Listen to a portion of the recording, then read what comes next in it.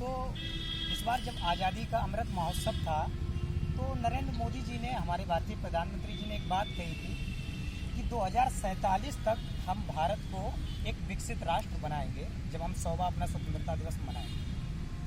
तो जब उन्होंने विकसित राष्ट्र बनाने की बात कही भारत को, तो ये विकसित राष्ट्र बने कैसे? इसका जो समाधान है वो आज से 21 वर्ष पहले एक व्यक्ति ने दिया था जिनका नाम था जिम ओ'नील।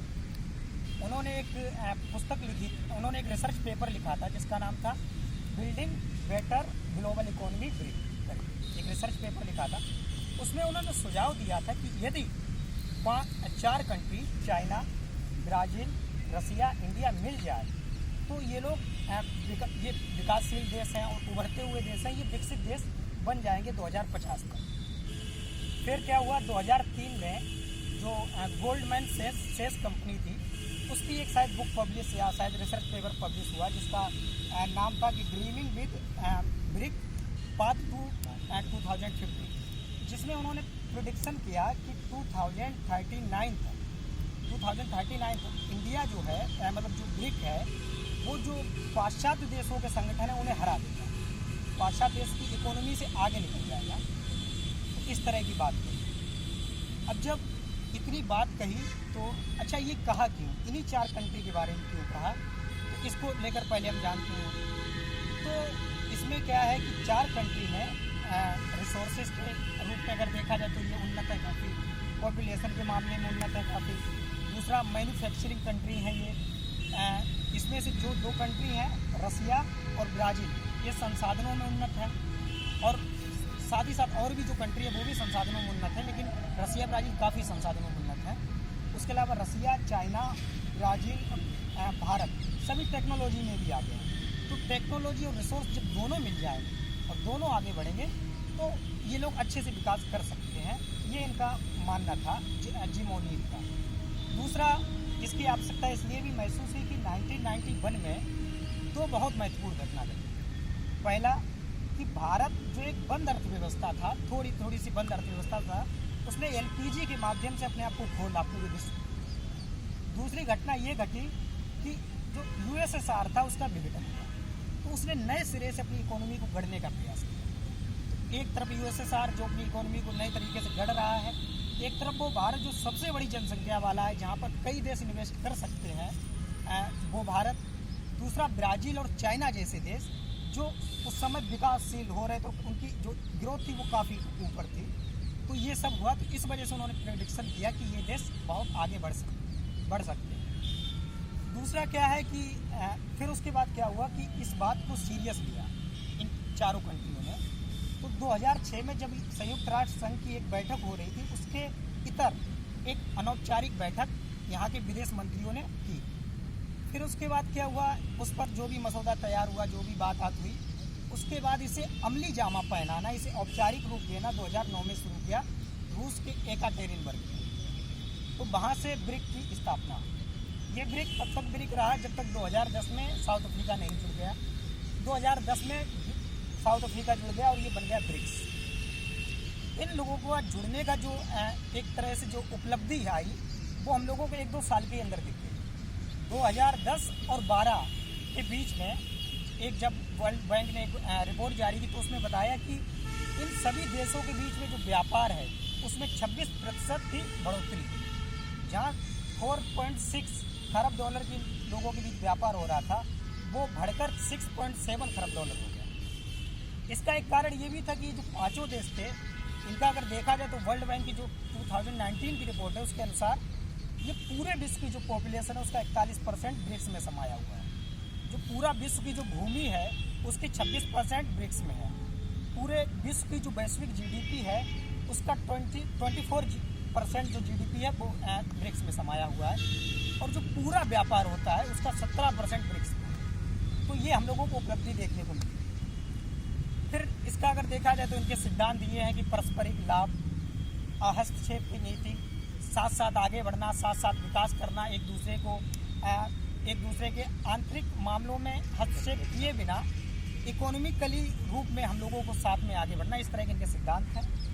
फिर क्या है कि इन लोगों का जो बैठक होती है वो वार्षिक होती है, उसमें क्या होता है कि रोटेट होती रहती है, कौन अध्यक्षता करेगा कौन नहीं करेगा। तो इस तरह से इसका ढांचा है, कोई एक संगठन नहीं है जिसके आर्टिकल हो ऐसा कुछ हो, बस एक तरह से एक ढांचा सा प्रदान करता है। अब देखते हैं कि ये लोग सहयोग किन किन चीज़ों पर करते हैं। तो सहयोग ये बहुआयामी सहयोग करते हैं। अर्थव्यवस्था के मामले में देख लीजिए, सिक्योरिटी के मामले में देख लीजिए, सिक्योरिटी में जैसे आजकल साइबर अपराध बढ़ रहे हैं, आजकल जो स्पेस में कहीं ना कहीं जो कुछ चीज़ें हो रही हैं, उपग्रह और इन सारी चीज़ों पर भी ये लोग सहयोग कर रहे हैं। चिकित्सा में सहयोग कर रहे हैं, शिक्षा में सहयोग कर रहे हैं, स्वास्थ्य में सहयोग कर रहे हैं। इस तरह के कई सारे सहयोग आपस में कर रहे हैं। अगर देखा जाए तो इन लोगों की उपलब्धियां भी कई सारी रही। उपलब्धियों में अगर देखा जाए तो 2010 में जो IMF ने सुधार किए, जिसके तहत कि जो पिछड़े देश थे, पिछड़े देश से उन्हें 6% वोटिंग का राइट दिया, उसके पीछे कहीं ना कहीं ब्रिक्स वालों का ही हाथ है। 2011 में इन लोगों ने स्वास्थ्य पर काम किया। स्वास्थ्य पर जिस तरह भी संक्रामक रोग होते थे या फिर उस समय टीबी काफ़ी ज़्यादा फैली हुई थी विश्व में, तो उसको टैकल करने के लिए इन लोगों ने सहयोग किया। 2013 में अगर हम लोग देखते हैं तो 2013 में आगे आकर वो विज्ञान के क्षेत्र पर काफ़ी काम किया। उन्होंने जलवायु परिवर्तन हुआ, इस तरह की चीज़ें हुई, इन सारी चीज़ों पर काम करने की कोशिश की।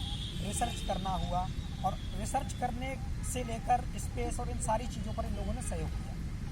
तो सबसे महत्वपूर्ण इसकी चीज़ है, या जो सबसे महत्वपूर्ण इसकी उपलब्धि है, वो है NDB national new development bank की स्थापना और CRA कंटिजेंसी रिजर्व अरेंजमेंट की स्थापना। ये दो चीज़ें इसकी महत्वपूर्ण चीज़ है। जैसा कि बताया गया है कि पहले जो IMF जो किसी को लोन देता था, या कोई अगर देश क्राइसिस में है तो उसे लोन देता, तो उसका क्राइटेरिया ये था, कुछ भी देने के लिए वहाँ पर आपको 85% बहुमत होना चाहिए। लेकिन उसमें होता क्या था, 17% जो वोटिंग राइट था वो सिर्फ अमेरिका के पास था। 17% जब अमेरिका के पास था तो इधर बचा सिर्फ 83%। अब जब 83% बचा, आपको बहुमत चाहिए 85%, यानी कि अमेरिका के बिना आप 85% ला ही नहीं सकते। तो IMF कहीं ना कहीं देखा जाए तो अमेरिका के प्रभुत्व वाली चीज़ थी। तो इस पे काउंटर में इन्होंने कंटिजेंसी रिजर्व अरेंजमेंट को खोला और न्यू डेवलपमेंट बैंक को खोला। जो भी बुनियादी ढांचे हैं, रोड हुआ, बिल्डिंग हुआ, इन चीज़ों के विकास के लिए, और भी अगर कोई देश किसी भी समस्या में आ रहा है तो CRA के द्वारा उसकी मदद करना, तो ये सारी चीज़ें उन लोगों ने की। तो इस तरह से पारस्परिक सहयोग और ये सारी चीज़ किया। और सहयोग और विकास कितना करते हैं, और या इनका मतलब कितना मतलब आगे पर सहयोग और विकास पर ही इन लोगों का संगठन आधारित है, वो अगर जानना हो तो इनका बीजिंग घोषणा पत्र देखिए। बीजिंग घोषणा पत्र में सबसे ज़्यादा जो शब्द आया है वो आया है सहयोग, जो कि 109 बार आया है, 105 बार आया है, और उसके 89 बार लगभग आया है विकास। तो ये जो पूरी ब्रिक्स है वो इसी पर ही आधारित है, सहयोग और विकास पर। तो एक दूसरे का विकास करना, एक दूसरे का सहयोग करना, ये इनका यही इनकी उपलब्धियाँ भी है, यही इनका सहयोग का एक पूरा क्षेत्र की है। अब देखते हैं कि इसका महत्व क्या है ब्रिक्स का। तो ब्रिक्स का महत्व हम दो नज़रिए से देख सकते हैं। पहला तो वैश्विक स्तर पर, दूसरा भारतीय स्तर पर। वैश्विक स्तर पर देखा जाए तो जैसा कि हम लोग जानते हैं, जो वेस्टर्न कंट्रीज हैं उनकी बनाई हुई जितनी संस्थाएँ हैं वो अन्यायपूर्ण व्यवस्था पर आधारित हैं, और वो कहीं ना कहीं उनके पक्ष पर आधारित है, जो हमारी वेस्टर्न कंट्री उन पर, और उनका ही उन पर डोमिनेंट रहता है। चाहे वो वर्ल्ड बैंक की बात कर लीजिए, चाहे UNO की बात कर लीजिए, चाहे IMF की बात कर लीजिए। तो व्यवस्था को, जो वैश्विक व्यवस्था, उसे नियम आधारित बनाना, समानता पर आधारित बनाना, ये इसका ब्रिक्स का मेन लक्ष्य है। तो इस वजह से अगर देखा जाए तो ब्रिक्स जो है इन सारे संगठनों में सुधार करने की बात करता है, इन सारे संस्थाओं में सुधार करने की बात करता है, और जो सुधार नहीं कर रही हैं उसके साथ ही एक अपनी अलग व्यवस्था खड़े करने का काम ब्रिक्स करता है। क्योंकि ब्रिक्स मजबूत देश भी हैं, उभरते हुए भी देश भी हैं, और अच्छी इकोनॉमी वाले देश हैं। तो एक तरह से जो वैश्विक व्यवस्था है, जो वेस्टर्न कंट्री की डोमिनेंट में है, तो मतलब डोमिनेंट है जिस पर, उसे टैकल करने के लिए ब्रिक्स बहुत महत्वपूर्ण है। दूसरा, अगर वैश्विक व्यवस्था पर हम देखें तो जो हमारा नॉर्थ है, ग्लोबल नॉर्थ है और ग्लोबल साउथ, उसके बीच असमानता काफ़ी है। ऊपर वाले देश विकसित हैं, नीचे वाले देश अविकसित हैं। तो अविकसित देशों की आवाज़ और इन दोनों देशों के बीच एक पुल का काम करना जो है वो हमारा ब्रिक्स कर रहा है। और अगर देखा जाए पाश्चात्य कंट्री की जो डोमिनेंट है उसे टैकल करने के लिए, समानता आधारित विश्व व्यवस्था बनाने के लिए ब्रिक्स का वैश्विक आधार पर अगर देखा जाए तो बहुत बड़ी महत्वता है। भारतीय स्तर पर अगर देखा जाए तो भारत के स्तर पर ब्रिक्स जो है वो उसकी सफल कूटनीति का उदाहरण है। सबसे पहले जैसा कि हम लोगों की जो तनबन होती है, कुछ भी होती है, वो चाइना से होती है। तो चाइना से बात हम लोगों की बिल्कुल बंद ना हो जाए, ऐसा मंच हमें ब्रिक्स देता है।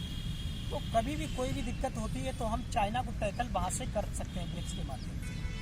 दूसरा, आजकल जैसे वैश्विक व्यवस्था बदल रही है, चाइना हमारे विरोध में हो रहा है, उधर जो अरब कंट्रीज हैं उसमें से कुछ मुस्लिम कंट्रीज हैं वो चाइना के पक्ष में है, पाकिस्तान चाइना के पक्ष में है।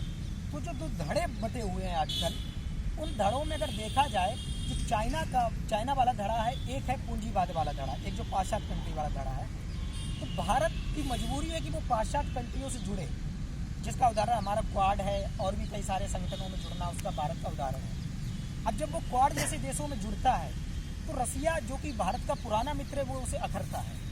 ऐसे में रसिया के साथ भी संतुलन बनाए रखने की अगर एक मंच प्रदान करता है वो ब्रिक्स करता है।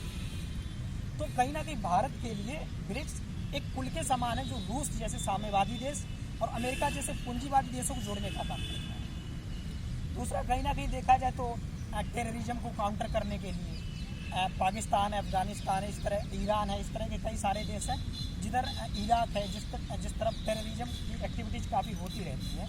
तो चाइना और रसिया का सपोर्ट लेकर उसे काउंटर करने का ये भी एक भारत के रूप में ब्रिक्स का बहुत बड़ा महत्व है। दूसरा, अंतरिक्ष सहयोग लेना। रसिया चाइना हमसे कई आगे हैं अंतरिक्ष के मामले में भी, और हम खुद अंतरिक्ष के मामले में और देशों से काफ़ी आगे हैं। तो आपसी सहयोग करना, टेक्नोलॉजी का आदान प्रदान करना, इस मामले में भी भारत के लिए ब्रिक्स बहुत महत्वपूर्ण है। एक कारण पर्यावरण के परिप्रेक्ष्य में देखा जाए तो पर्यावरण के परिप्रेक्ष्य में भी है। सबसे ज़्यादा कार्बन का उत्सर्जन जो करता है वो चाइना करता है, उसके बाद भारत करता है। रसिया का भी नंबर अच्छा खासा आता है उसमें भी। तो कहीं ना कहीं कार्बन को उत्सर्जन को कम करने के लिए, पर्यावरण को बचाने के लिए भी हम लोग आपस में सहयोग कर सकते हैं। तो इस मामले में भी ब्रिक्स का अच्छा खासा सहयोग हो सकता है, सहयोग मिल सकता है। और दूसरा, कहीं ना कहीं एक अपनी सामूहिक आवाज़ उठाने के लिए वैश्विक जो संस्थाएं हैं जो उस पर आधारित है, वेस्टर्न कंट्री के डोमिनेंट पर आधारित है, उन्हें टैकल करने के लिए, उनमें सुधार लाने के लिए अपनी आवाज़ उठाना, चाहे वो यूएनओ हुआ, WHO हुआ, WTO हुआ या कोई भी इस तरह का संस्था हुआ। तो एक तरह से सामूहिकता आती है हम लोगों के अंदर जब 5 देश, बड़े देश मिलकर बात करते हैं। तो इस वजह से भी इसका महत्व अच्छा खासा है। अब देखते हैं इसमें महत्व काफ़ी है, लेकिन इसमें समस्याएं भी काफ़ी है। वो जब समस्याएं हम देखते हैं तो सबसे बड़ी समस्या आती है चीन। कहने को हम लोगों ने इसलिए बनाया है कि अर्थव्यवस्था जो है वो समान रहे, अच्छी रहे और न्याय पर आधारित रहे, लेकिन अगर देखा जाए खुद ब्रिक्स के अंदर चाइना ही डोमिनेट कर रहा है। अगर देखा जाए सारे वर्ल्ड बैंक की जो रिपोर्ट थी 2019 की, उसमें बताया गया कि जो ब्रिक्स कंट्रीज हैं उनके बीच में जो व्यापार हुआ है वो लगभग हुआ है $141 बिलियन। भारत का अकेले चाइना से ही $87 बिलियन। तो चाइना का डोमिनेंट भारत के परिप्रेक्ष्य में और बाकी देशों के परिप्रेक्ष्य में काफ़ी ज़्यादा है। भारत अभी भी डोमिनेंट की भूमिका निभाता है। दूसरा क्या है, अगर कंटिजेंसी रिजर्व फंड देखा जाए तो उसमें भी चाइना का जो है उसमें भी डोमिनेंट है। चाइना का $41 बिलियन जो है वो उसमें है, तो भारत का 18, रसिया और इनका 18 ये मामले।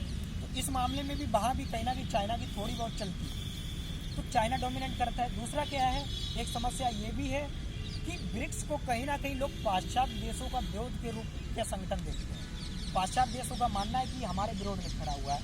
तो पाश्चात्य देश कहीं ना कहीं इन्हीं के जो संगठन देशों के जो सदस्य हैं उन पर किसी ना किसी मामले में सैंक्शन लगाते रहते हैं। तो इससे जो ब्रिक्स देश हैं उनकी इकोनॉमी में असर पड़ता है। एक कारण ये भी है कि चाइना खुद कोशिश करता है कि इस संगठन को वेस्टर्न कंट्री के विरोध में बनाया जाए। इसका एक उदाहरण यही है कि वो ईरान को शामिल करना चाहता है। वो उस ईरान को जिसमें सैंक्शन लगे हुए हैं, जिस पर काफ़ी सारे सैंक्शन लगे हुए हैं, जो अमेरिका का धुर विरोधी है। ऐसे में क्या है, जब वो ईरान को ला रहा है तो इस तरह से ब्रिक्स जो है वो कहीं ना कहीं अप्रासंगिक हो जाएगा। ईरान को लाएगा, कुछ दिनों बाद और भी कंट्रीज को ऐसे जोड़ेगा, तो कहीं ना कहीं वो सीधा दिखेगा कि ये हमारे वेस्टर्न कंट्री के विरोध में। हालांकि ईरान के आने के फ़ायदे भी अपने हैं, वहाँ से हम लोगों को पेट्रोलियम सस्ता मिल सकता है, लेकिन कूटनीतिक स्तर पर देखा जाए तो काफ़ी समस्याएं भी आएंगी। दूसरा, रसिया के स्तर पर देखा जाए तो रसिया एक समस्या पैदा ये करता है कि उसकी जो नीति है वो आक्रामकता की नीति है। वो क्या कर रहा है, आजकल जो पूर्वी यूरोप है वहाँ पर आक्रामकता मतलब अपना रहा है। यूक्रेन को डोमिनेट करने की बात हुई और भी कई देशों पर आक्रमण करने का चीज़ हुआ। तो इस तरह के काम रसिया कर रहा है। इस वजह से क्या होता है कि जो वेस्टर्न कंट्री है उस पर सैंक्शन लगा देते हैं, जिसका प्रभाव ब्रिक्स पर पड़ता है। एक कारण ये है कि खुद इंडिया में एक समस्या ये है कि इंडिया जो है वो अपनी गुटनिरपेक्ष नीति की बजाय क्वाड जैसे देश और भी जो वेस्टर्न कंट्री वाले जो संगठन है उनकी तरफ जुड़ रहा है। इससे क्या होता है, रसिया और चाइना के बीच में थोड़ा रसिया चाइना इसे एक तरह से संदेह की नज़र से देखते हैं। तो एक समस्या ये भी आती है। कुल मिलाकर चाइना का प्रभुत्व, रसिया की आक्रामक नीति और पश्चिम देशों का ये देखना कि ये हमारे विरोध में इसलिए सैंक्शन लगाना और इंडिया का भी कहीं ना कहीं गुटनिरपेक्ष बनकर उन देशों से भी, पाश्चात्य देशों से भी जुड़ना जो रसिया और चाइना को करता है। ये कुछ समस्याएं छोटी छोटी आती हैं। अब देखा जाए इनका समाधान हम लोग कैसे करें, तो इनका समाधान करने के लिए सबसे पहले तो हमें पाश्चात्य देश जो सैंक्शन लगाते हैं उसे तोड़ने की जरूरत है। वो हम लोग ऐसे तोड़ सकते हैं कि हम लोग एक अलग पेमेंट सिस्टम बनाएं, एक हम अपना एक अलग मुद्रा बना सकते हैं जो ब्रिक्स कंट्री है उसका। एक काम हम ये कर सकते हैं कि जो रसिया और चाइना है वो भले ठीक है हमसे कई सारे विवाद होते रहते हैं, वो सारी चीज़ें होती रहती, भौगोलिक और राजनीतिक विवादों से इतर हम लोग आर्थिक जो चीज़ें हैं उनमें स्वतंत्र रहें, उन पर हमारा व्यापार ऐसे ही चलता रहे। धीरे धीरे चाइना के डोमिनेंट को हम कम करें, अपने यहाँ कई सारे इन्वेस्टर को बुलाएं, हम लोग अच्छे डेवलप हों और ईज ऑफ डूइंग बिजनेस में हम लोग, जैसा कि अभी हमारी रैंक है वो 190 कंट्री में से 63 पर अभी भी हम हैं। तो ईज ऑफ डूइंग बिजनेस को हम लोग बढ़ावा दें और जो वैश्विक स्तर के जो नियम है उन्हें राष्ट्रीय स्तर पर नियम बनाएं ताकि और सारे हमारे यहाँ इन्वेस्टर आएँ और अच्छे से भारत में इन्वेस्ट हो और भारत भी एक चाइना की तरह अच्छी एक डेवलपिंग कंट्री बनकर अपना निर्यात अच्छा करे। इस वजह से भारत भी डोमिनेंट इसमें कर सकता है इस संगठन में। दूसरा, ब्रिक्स को ये देखना चाहिए कि ब्रिक्स जो न्याय